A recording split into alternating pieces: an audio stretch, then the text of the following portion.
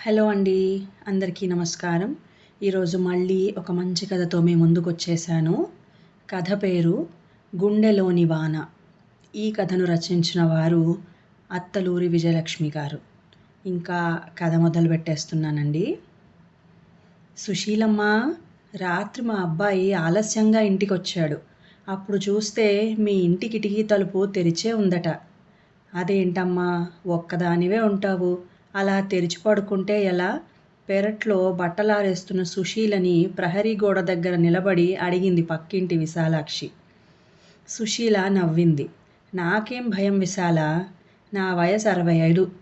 ఈ 2 గదుల ఇల్లు తప్ప నగలు, నాణ్యాలు, ఆస్తులు నాకేం ఉన్నాయని? ఎవరేం చేస్తారు నన్ను? ఈ రోజుల్లో ఏదీ నమ్మలేం, ఎవరినీ నమ్మలేం. ఎందుకైనా మంచిది జాగ్రత్తగా ఉండమ్మా. అయినా మంచో చెడో కొట్టుకుంటూనో తిట్టుకుంటూనో కొడుకు కోడల దగ్గర ఉండకుండా ఎందుకమ్మా పంతాలు? ఒక్కదానివి తిని తినక ఎందుకు? వెళ్ళకూడదు? వెళ్ళకూడదు మనసులో అనుకుంది. పైకి నవ్వేసింది. ఆవిడిప్పుడు అన్నిటికీ నవ్వడం నేర్చుకుంది. ఏడిస్తే గుండె బరువెక్కడం తప్ప ఏం ఉపయోగం అనుకుంటోంది. తనకి భయం ఏంటి? భయం తన నుంచి దూరమై చాలా కాలం అయ్యింది. భయానికే తనంటే భయం. బట్టలారేయడం పూర్తి చేసి వంటగదిలోకి వెళ్ళింది. ఘుమఘుమలాడుతున్న డికాషన్లో వేడి పాలు పోసి కాఫీ కలుపుకొని తెచ్చుకుని పెరట్లో కుర్చీ మీద రాలిన పండుటాకులు దులిపి కూర్చుంది. వాతావరణం ఎంతో ఆహ్లాదంగా ఉంది. రాత్రి కురిసిన వానకి రాలి నేలకి అతుక్కుపోయిన ఆకులతో తివాచీ పరిచినట్టు ఉంది నేలంతా. ప్రకృతి పసుపు నీళ్లతో స్నానం చేసిన బాలింతరాలిగా ఉంది. ఎంత హాయిగా ఉంది ఈ స్వేచ్ఛ, ఈ ఆనందం పరాధీనలకు ఉంటుందా? అద్దాల మేడలు, ఆడీ కార్లు ఇవ్వలేని అపూర్వమైన సంతృప్తినిస్తోంది ఈ జీవితం. ఒంటరి జీవితం ఇంత బాగుంటుందని తెలియక కొడుకు ఆశ్రయంలోనే బతకడానికి చాలా పోరాటం చేసింది. ఆవిడ నవ్వుకుంది. విశాలాక్షి తరచూ ఇలా హెచ్చరించడమో భయపెట్టడమో చేస్తూ ఉంటోంది. ఏదో ఒకటి అంటూనే ఉంటుంది. బహుశా తను పొందుతున్న ఆనందం ఆవిడకి లేదన్న బాధో అసూయో. కొడుకు దగ్గరకు వెళ్ళు వెళ్ళు అని పోరుతూనే ఉంటుంది. రాత్రి తలుపు తీసి పడుకోవడం ఏమిటి? అలా జరగలేదే. ఆవిడ ఒక్కసారి రాత్రి ఆలోచనలోకి వెళ్ళింది.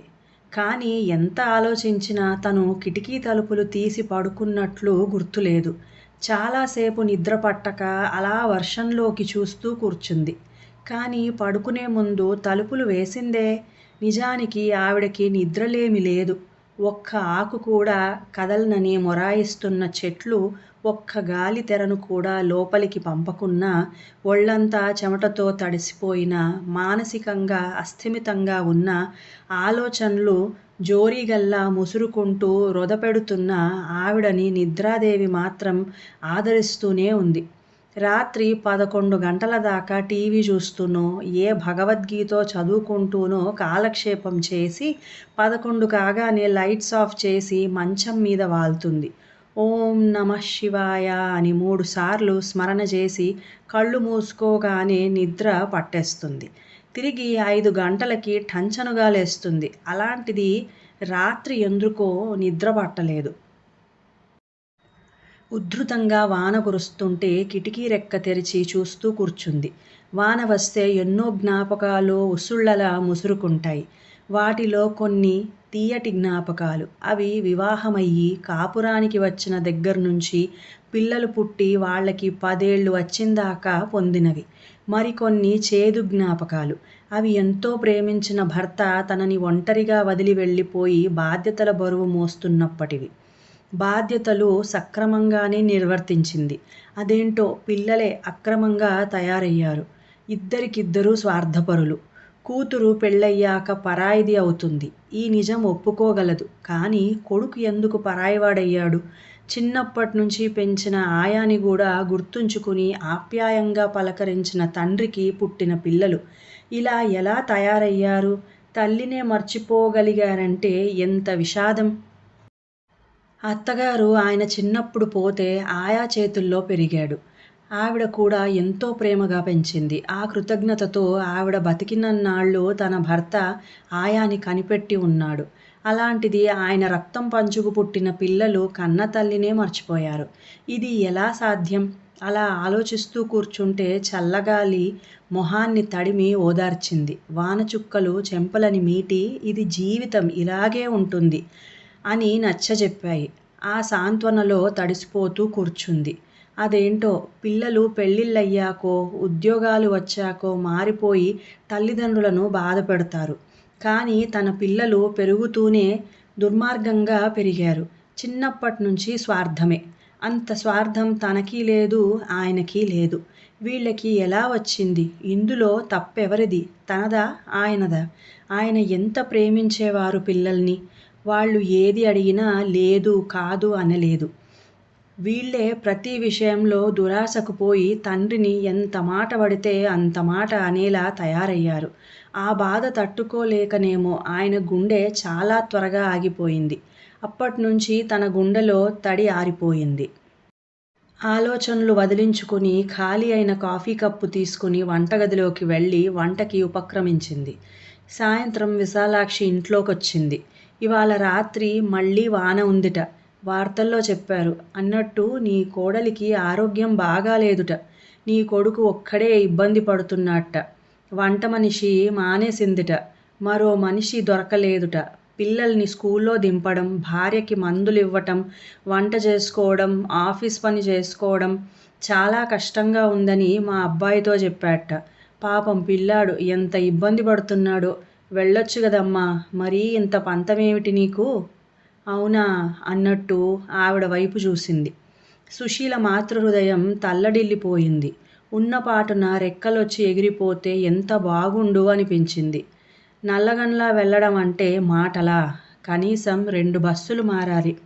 ఆ రోజు వాళ్ళు తనని వదిలి వెళ్ళిపోయిన 10 రోజుల తర్వాత ఆ రోజు గుర్తొచ్చి దుఃఖం ముంచుకు వచ్చింది. నిగ్రహించుకుంది. 2 కోట్లు పెట్టి ఇల్లు కొనుక్కొని తనని ఒంటరిగా నిర్దయగా వదిలి వెళ్ళిపోతే నిర్వికారంగా చూస్తూ ఉండిపోయింది. కనీసం మాట వరస కన్నా ఈ ఇల్లు అద్దెకిచ్చి మాతో రావచ్చుగా అమ్మా అంటే వెళ్ళాలి అనుకుంది. కారణం మనవడు మనవరాలు మీద మమకారం. కానీ కొడుకు అనలేదు, కోడలు పిలవలేదు.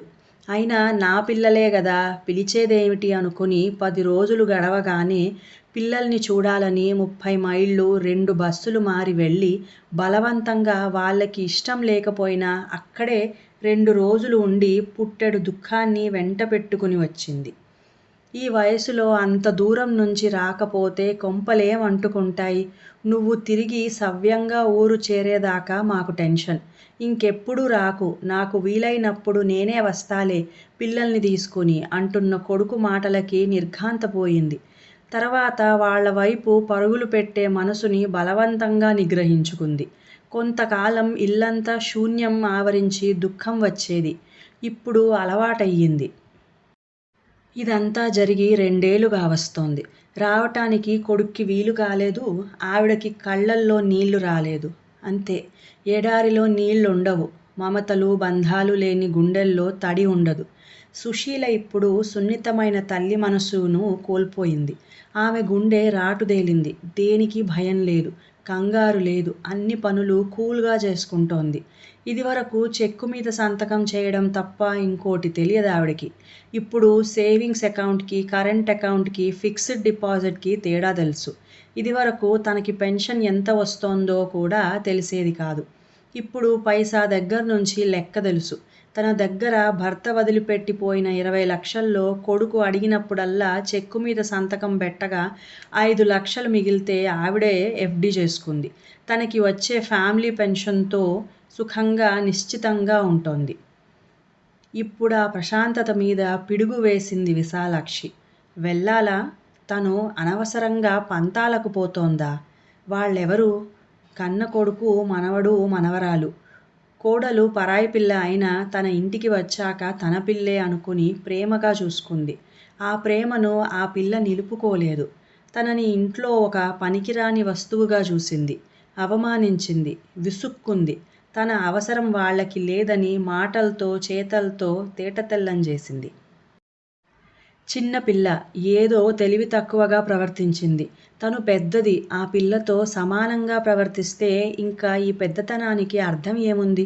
వాళ్ళు అన్ని ఇబ్బందులు పడుతుంటే ఇక్కడ తను ప్రశాంతంగా ఎలా ఉండగలుగుతుంది?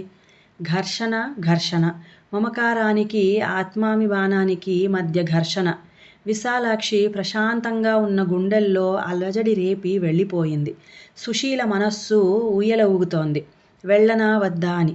మనిషన్నాక ఈ మాత్రం జ్వరం రాదా? దానికోసం నువ్వు అంత దూరం నుంచి రావటం ఎందుకమ్మా? ఎవరు రమ్మన్నారు? నిన్నిక్కడ చూసుకునే టైం మాకేది? కొడుకు స్వరం చెవుల్లో ప్రతిధ్వనిస్తోంది. విశాలాక్షి చెప్పినట్టే మళ్ళీ ఉధృతంగా వాన మొదలయింది. సుశీల కదలకుండా కిటికీ దగ్గరే కూర్చుంది. గుండెల్లో ఆలోచనల వరదలు. జల్లు మొహాన్ని తడిపేసింది. చీర చెంగుతో మొహం తుడుచుకుంది. కరెంటు పోయింది. అంత వాన పడుతున్నా, చల్లగాలి వీస్తున్నా శరీరం లోపల నుంచి చెమటలు వస్తున్నాయి. బయట చీకటి. మధ్య మధ్య మెరుస్తున్న మెరుపుల్లో నిద్రపోతున్న డాబాలు, నదులుగా ప్రవహిస్తున్న రోడ్లు కనిపిస్తున్నాయి. పెద్దగా ఉరిమింది ఎక్కడో. ఆవిడ గుండె గుభేలుమంది. 5 ఏళ్ల మనవరాలు, 7 ఏళ్ల మనవడు నాన్నమ్మ అని గట్టిగా పిలుస్తున్నట్లు వినిపించింది. ప్రశాంతంగా కూర్చోలేకపోయింది. గబుక్కున కుర్చీలోంచి లేచి మంచం దగ్గరకు వెళ్ళి కాసేపు మంచం మీద అలాగే కూర్చుని కళ్ళు మూసుకుంది. పిల్లలకి ఆ తెలుగు పద్యాలు ఎందుకండి? మీ అమ్మ తాతల కాలం నాటి పద్యాలు చెప్తుందే, వాళ్ళకవి ఎందుకు పనికి వస్తాయి? నా పిల్లల చదువు నేను చూసుకుంటాను. ఆవిడని ఓ మూల కూర్చుని భాగవతమో రామాయణమో చదువుకోమనండి. కోడలి స్వరం 4 వైపుల నుంచి వినిపిస్తోంది. మళ్ళీ అడిగింది ఆవిడ అంతరాత్మని, వెళ్ళనా వద్దా అని. అంతరాత్మ మాట్లాడలేదు. ఇబ్బందిగా ఉంది అని చెప్పినవాడు మా అమ్మ వస్తే బాగుండు అన్నాడో లేదో. విశాలాక్షి కొడుకుని అడగాలి అనిపించింది. ఇంత రాక్షసివేంటి? పిల్లలకి ఆరోగ్యం బాగాలేదంటే యక్ష ప్రశ్నలు వేస్తావేంటి? నిరసనగా వినిపించింది విశాలాక్షి స్వరం. బయట మరోసారి ఉరిమింది. సుశీల ఉలిక్కిపడింది. కళ్ళు విప్పార్చుకుని కిటికీలో నుంచి బయటకు చూడటానికి ప్రయత్నించింది. చీకటి చిక్కగా ఉంది. వెన్నులో నుంచి భయం జరజరా పాకింది. ఆ భయం తన భద్రత గురించి కాదు, కొడుకు క్షేమం గురించి. నెమ్మదిగా వెనక్కి జరిగి దిండు మీద వాలింది. నానమ్మ వచ్చావా? నాకు జ్వరం. పసివాడి స్వరం. దిండుని హృదయానికి హత్తుకుంది. ఆమె కన్నీరు దిండుని తడిపేస్తోంది. వర్షం ప్రకృతిని తడిపేస్తోంది. తెల్లారితే వర్షం తగ్గుతుంది. గాలి వీస్తూ ప్రకృతి పరవశిస్తుంది. మమతల గాలి తన మనసుని పరవశింపజేస్తుంది. ఎంత బీభత్సంగా కురిసినా వాన ఆగిపోతుంది. ఎంత గొడవలైనా బంధాలు తెగిపోతాయా? ఎందుకో ఆమె మనసుకి చాలా గాఢంగా అనిపిస్తోంది. కొడుకు వస్తాడు, తనని తీసుకుని వెళ్తాడు అని. ఒకవేళ తీసుకుని వెళ్ళకపోతే, రాకపోతే తన గుండెల్లో కురిసే వాన ఎన్నటికీ తగ్గదా? లేదు, వస్తాడు, తప్పకుండా వస్తాడు. ఇప్పుడు వాడికి తన అవసరం ఉంది. ఒకవేళ రాకపోతే ఆవిడ తెల్లవారడం కోసం వర్షంలోకి చూస్తూ రెప్పలు మూయకుండా అలా పడుకునే ఉంది. తెల్లవారింది. సుశీల అప్పుడప్పుడే కమ్ముకొస్తున్న మగత నుంచి మేలుకుంది. కిటికీలో నుంచి బయటికి చూసింది. వాన తగ్గిపోయింది. ప్రక్షాళనమైన ప్రకృతి పచ్చగా నవ్వింది. సుశీల గబగబా పనులు మొదలుపెట్టి స్నానం చేసి వచ్చి దేవుడి దగ్గర దీపం పెట్టింది. తండ్రి, వెళ్ళమంటావా? ఆత్మాభిమానం చంపుకోమంటావా? అనుబంధాలు తెంచుకోమంటావా? వెంకటేశ్వర స్వామి మందహాసం చేశాడు. బయట కారాగిన శబ్దం. ఆవిడ ఉలిక్కిపడింది. డోర్ తీసిన చప్పుడు. పరిచితమైన అడుగుల సవ్వడి. ఆనందంతో ఒళ్ళు పులకరించింది. వచ్చాడు, నా కొడుకు వచ్చాడు. తడబడుతూ వీధి వాకిలి వైపు వచ్చింది. కారు దిగి లోపలికొచ్చాడు కొడుకు. ఆవిడ కాళ్ళు చేతులు వణికాయి. గుండె కొట్టుకుంది. పెదవుల మీద చిరునవ్వు పసిపిల్లలా పాకింది. పవన్ దగ్గరగా వెళ్ళి వాత్సల్యంగా పిలిచింది. ఎలా ఉన్నావురా? కన్నీళ్లు అదిమి పెడుతూ ఆప్యాయంగా అడిగింది. నేను బానే ఉన్నాను. సరితకి ఆరోగ్యం బాగాలేదు. వంట మనిషి రావటం లేదు. నాకు చాలా ఇబ్బందిగా ఉంది. నిన్ను తీసుకువెళ్ళాలని వచ్చాను. నెల రోజులుంటే చాలు, పరిస్థితులు సర్దుకుంటాయి. తర్వాత నిన్ను పంపేస్తాను, రెడీ అవ్వు. గుండెల్లో కలుక్కుమంది. నెల రోజుల కోసం తీసుకుని వెళ్ళటానికొచ్చాడు. విరక్తితో కూడిన నవ్వు. ఆవిడ నెమ్మదిగా చేతులు విడిపించుకుంది. అమ్మా ఎలా ఉన్నావు అని అడగలేదు. 2 ఏళ్ల తర్వాత అమ్మని చూసిన ఉద్వేగం లేదు. రోజూ కలుసుకుని పలకరించుకుంటున్న ఉదాసీనత. ఇంత నిర్లిప్తంగా, భావరహితంగా ఉండటం వీడికే తెలుసు. ఆవిడకి కోపం రాలేదు. నిర్వేదంగా చూసింది. కాఫీ తాగుతావా అని అడిగింది. వద్దు, లేటవుతోంది. అక్కడ తాగొచ్చు అన్నాడు అసహనంగా. బయట తగ్గిపోయిన వాన ఆవిడ గుండెల్లో కురవడం మొదలుపెట్టింది. ఆ వానకి గుండె బరువెక్కింది. భార్య ఆరోగ్యం బాగాలేదు. వంట మనిషి లేదు. అమ్మ అంటే వంట మనిషిగా, అవసరమైతే పని మనిషిగా వాడుకునే ఒక యంత్రం, రోబో. జీతం ఇవ్వనక్కర్లేదు. కావలసినన్నాళ్ళు ఆమె సేవలు వాడుకుని తిరిగి వదిలేయొచ్చు. వీడు మారడా? సరే, తను మారదు. త్వరగా రెడీ అవ్వు. సరిత పాపం ఒక్కతే ఉంది అన్నాడు విసుగ్గా. ఆవిడ నెమ్మదిగా కుర్చీలో కూర్చునంది. నాకు ఆరోగ్యం బాగాలేదు పవన్, నేను రాలేను. అదేంటమ్మా, మందులు తెచ్చుకో. నీకు ఏజ్ రిలేటెడ్ ప్రాబ్లమ్స్ కదా. ఏదన్నా కావాలంటే నేను చూస్తాలే. సరితకి గైనిక్ ప్రాబ్లం వచ్చింది. చిన్న సర్జరీ అయ్యింది. నెల రోజులు రెస్ట్ తీసుకోవాలి. నువ్వు కాకపోతే ఎవరు చూస్తారు? ఆమె తలెత్తి కొడుకు మొహంలోకి సూటిగా చూసింది. దానికేముందిరా, ఆడవాళ్లకు ఈ సమస్యలు మామూలే. ఈ మాత్రానికి నేనంత దూరం రావటం దేనికి? చురుక్కున చూశాడు పవన్ ఆవిడ వైపు. అంటే రాకూడదని డిసైడ్ అయ్యావా? నేనంత దూరం నుంచి వచ్చింది దేనికి? నువ్వు రానంటే ఎలా? ఎవరు చేస్తారు? నువ్వు వచ్చేటప్పుడు నన్ను అడిగావా? కనీసం నేనిలా వస్తున్నాను, రెడీగా ఉండు అనైనా చెప్పావా? అయినా ఇంతకాలం నా అవసరం లేకుండానే మీరు హాయిగా బతికారు. ఇప్పుడు మాత్రం దేనికి? వెళ్ళు నాన్న, మీ ఆవిడని నువ్వు చూసుకో. నేను రాలేను. ఎందుకు రావు? ఇది నీ బాధ్యత గట్టిగా అన్నాడు. బాధ్యతలు, బంధాలు మర్చిపోయి చాలా కాలం అయ్యిందిలే. వాటి గురించి నా దగ్గర మాట్లాడకు. నేను ఇలాగే హాయిగా ఉన్నాను. నా జీవితం ఇంతకన్నా వేరుగా మారదు. విసురుగా లేచాడు పవన్. నువ్వసలు తల్లివేనా? ఇంత స్వార్థపరురాలివని నేనస్సలు అనుకోలేదు. నీ సుఖం, నీ ఆనందం మాత్రమే నీకు ముఖ్యం. నా భార్యకి ఆరోగ్యం బాగాలేకపోయినా నీకేమీ పట్టదన్నమాట. సరే, ఇలాగే ఉండు. నీకు అక్కర్లేని బంధాలు నాకు మాత్రం ఎందుకు? పెద్ద పెద్ద అడుగులు వేసుకుంటూ విసురుగా వెళ్ళిపోయాడు. అతను వెళ్తున్న వైపు నిర్లిప్తంగా చూస్తూ ఉండిపోయింది సుశీల. అయ్యో అయ్యో సుశీలమ్మ, అంత దూరం నుంచి ఇంత వానలో కొడుకు వచ్చి పిలిస్తే వెళ్ళవా? నువ్వేం ఆడదానివమ్మా? పిట్టగోడ మీద నుంచి కాళ్ళెత్తి చూస్తూ అరిచింది విశాలాక్షి. నా గుండెల్లో కురుస్తున్న వాన ఇంకా తగ్గలేదు విశాలమ్మ అంది సుశీల రెప్పలు దాటి రాకుండా కన్నీళ్లను మింగేస్తూ.